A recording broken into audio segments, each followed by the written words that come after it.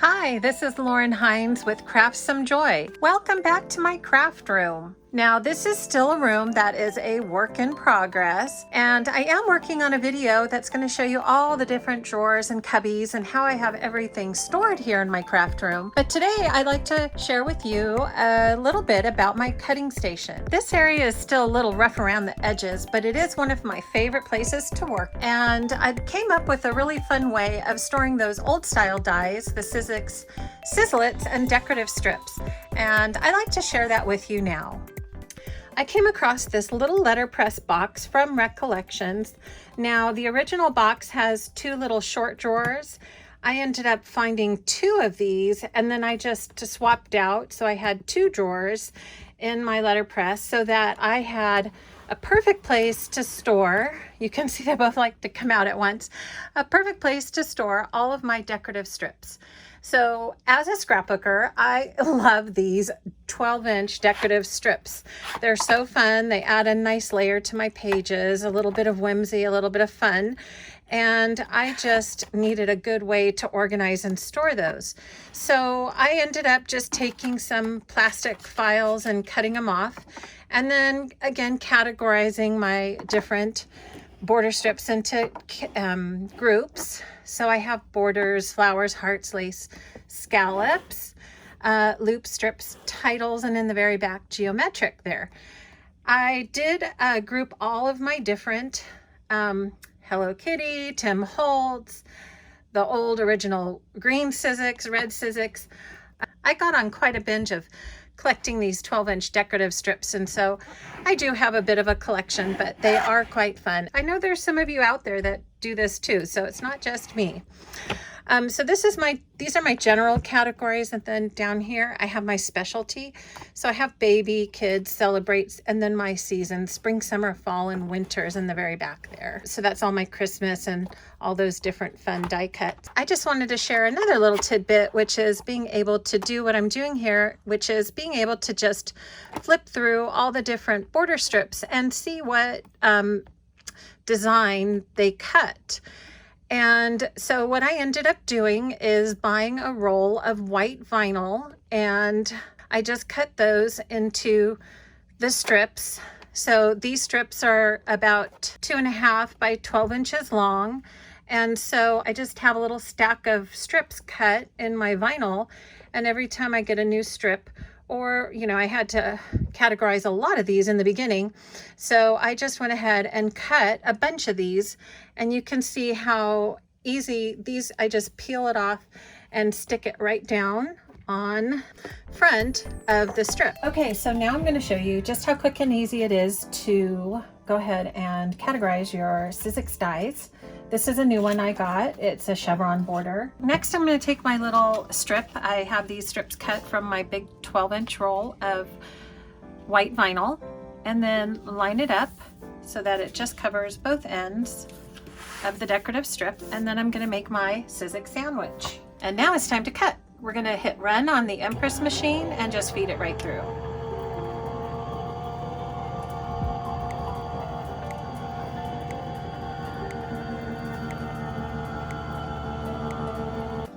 And voila, you have a beautiful white vinyl template of your die. Okay, so the next step is just to go ahead and peel this off and stick it down.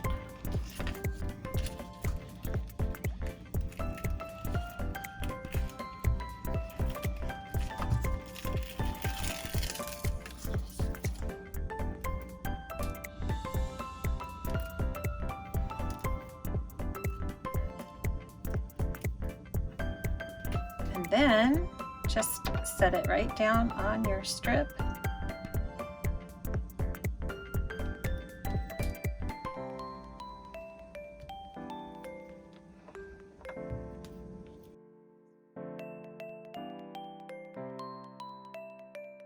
There you have it, another labeled Sizzix strip ready to go into your storage. So if you do lose the sheet that goes in with the decorative strips, you've got another reference right stuck on your die of the design that each one of these dies cuts. So I really enjoy being able to just kind of flip through and go, oh, I need a flower. Okay, how many flowers do I have? I have lots of flowers. So, and then here's the heart. So that's kind of fun. That was a quick, easy way. I did pick white. I wanted them all to look consistent. So I just got the jumbo roll of white vinyl. And like I said, I just cut this into strips. So easy to do. Another little category besides all those seasonal and general strips, I love alphabets, and like I mentioned, I am definitely a font girl, and so I know this one isn't a font, but I just love seeing happy everything right there in the front every time I come over to my cutting station. But over here I wanted accessible, just all my alphabets, and so I have those kind of just stuck here in a little basket hanging on my peg wall. Oh, and just FYI, I was at Home Depot and they were throwing out this pegboard, and I asked if I could have it and they said yes. So I was excited to get that. And then I found these little cute little baskets on Amazon. They're long and they fit just perfectly. I'll leave a link in the description below if you're interested and have pegboards in your craft room. So above that, I have just a few of my other alphabets, and I have a few card kits. I have mentioned I'm mostly a scrapbooker, so I don't have like volumes and volumes of those beautiful thin lit dies all categorized and organized. I just have a couple bins here of some really kind of more special dies that I can use both for cards and for scrapbooking. So those sit just right on top of my little letterpress cube. For information, I don't know if you have one of these, that's awesome. Try it for your decorative strips. If you don't have one, the 3-drawer Recollections cube can also work really well. I have checked, and these long decorative strips fit perfectly in the 3-drawer cubes as well. All right, so above that, I just have another one of my long baskets. I kind of did my Tim Holtz alphabets up here just to have a little fun on my wall and just show those. And then I have a few other little goodies up top. Yes, I have more blue binders over here. I want to show you what I have in those. Okay, so in my blue binder, and these again are the Wilson Jones work style binders. I love these binders. I bought a whole bunch of them, so you'll see them over and over again in my craft room. I decided to put my Sizzlet dies, my alphabets, and I do still use these. And I thought it was really easy just to kind of stick them in baseball card sleeves so that I can just quickly grab the letter that I need when I'm cutting a word or different things for a card or for my scrapbook page. And again, I took the white vinyl and gave myself a little index right here on front. I didn't do it on all the cards. If I have more time, I'll come back and do it. But I did want to get my ABCs at least so I know, oh yeah, which font that is in my book. Now I know sometimes the alphabets only have one letter per square, and so sometimes you'll need quite a few sleeves to categorize the whole alphabet. And that does take up some room in your notebook, but I just love being able to grab the letters that I need and just pull them right out of the sleeve and then put them right back. I also have a few of the Sizzix Sizzlet dies, the little tiny ones that cut. I know these are not as fancy as those beautiful thin lit metal dies now, all the different manufacturers that produce those metal dies. They're beautiful, but you know, I'm old school. I still like some of these cute little old Sizzix dies, these little Sizzlets. So I just went ahead and I have just one notebook where I have a few of the different designs. I'm getting quite a pile of notebooks here now, as you can see, but I did want to show you, I also do my embossing folders, my little tiny embossing folders in one of these books as well. And also just a quick little aside, I found this little easel in the Dollar Tree section at Target one time, and as well as these bins. That's where these bins came from. And I decided just to put a magnet sheet on that and put some of my favorite shapes right there, so I have those handy. I know I've seen some craft rooms, they have these big beautiful magnet walls. I think that's so cool.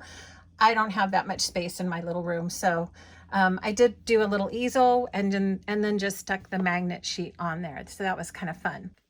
Okay, I have one more notebook I want to show you before we move on. And I just decided also, whenever I have an extra die cut shape, that I was going to keep those handy and not just toss them. So I have this little notebook that has some leftover letters, all alphabetized, that I have from either my Scan and Cut, my Cricut, or my Sizzix dies or Thinlet dies, metal dies. Anyhow, I know we all have those extra ones, or like, nah, I didn't really want that color. So I just decided to keep all of those in yet another blue binder. Okay, so I did also want to just give you this quick little tip too. I wanted to have a index of the different Sizzix strips I had. So I decided to laminate the little index strips from each of my dies that I had and put them on a ring. You do need the extra long, the legal size laminating pouches, and 3 of the index cards will fit in each pouch. And then you just run it through your laminator. So I have kind of a little easy reference on the manufacturer's index of all the different die strips that I have. It's really fun to kind of flip through and see, and I do like to get some of my craft supplies off of eBay, and so I love being able to grab something and go, ooh, do I have that one? And I can just flip through and see. So if they are used and they don't have the index card, I like to just cut a white sample and then I laminate that and stick it on my ring. So I really like being able to kind of just grab and just see all the different strips that I have and kind of flip through them. It's really fun. So I've also done this for all my Tim Holtz and alphabet dies. I like keeping all my alphabet dies all on one ring so that I can see my letters at a glance and see which alphabets I have. And then I also put all my Tim Holtz dies together too. Now you can also do this for the Quick Cuts dies as well. And I do have a smaller collection of Quick Cuts dies, and those I didn't need to laminate. I just cut the cards down and I ended up putting those on a ring as well. In case you were going to ask, I am fortunate enough to have one of these Quick Cuts binders where I have all of my Quick Cuts dies stored, especially these long, beautiful 12-inch ones. And these have the pouches. I did save one of the cards from that. This is the all-in-one easy store die sheets. These sleeves work really well, and so this is how I like to store my Quick Cuts dies. And then this notebook just closes up and fits underneath in a cubby underneath my cutting station. Okay, and I'd like to leave you with just one little last quick tip about cutting. I recently did get the new Anna Griffin Empress die cutting machine. It's an electric die cutting machine. And I used Sizzix for quite a long time, but I did want to try an electric die cutter. And then I realized I had to figure out which dies went with which plates, because there were so many different plates. I had new plates from Anna Griffin, and then I had my old Sizzix plates.